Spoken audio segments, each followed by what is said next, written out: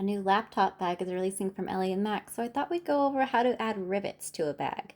This is a really cheap set that I got on Amazon along with a mallet from Wawak. What you're seeing is an anvil, the rivet, the setter, and the punch, and a mallet or a hammer is needed. First thing you do is put the anvil under where you'd like the rivet. I put a little cloth under to protect my table.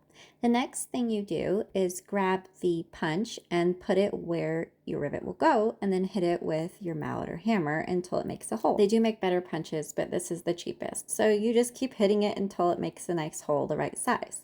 Next, you put the bottom of the rivet into the hole from the back, and then set the bottom of the rivet onto the anvil. There's two sides of the anvil. One is for the punch and one is for the actual rivet size. Next, you'll add the top of the rivet onto the bottom of the rivet while it's through the fabric, and then grab your setter on the curved part and put it on top of the rivet and just bang it until it sets. It's pretty simple.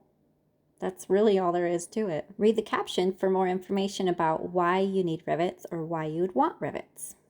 This is the little sneak peek of that bag.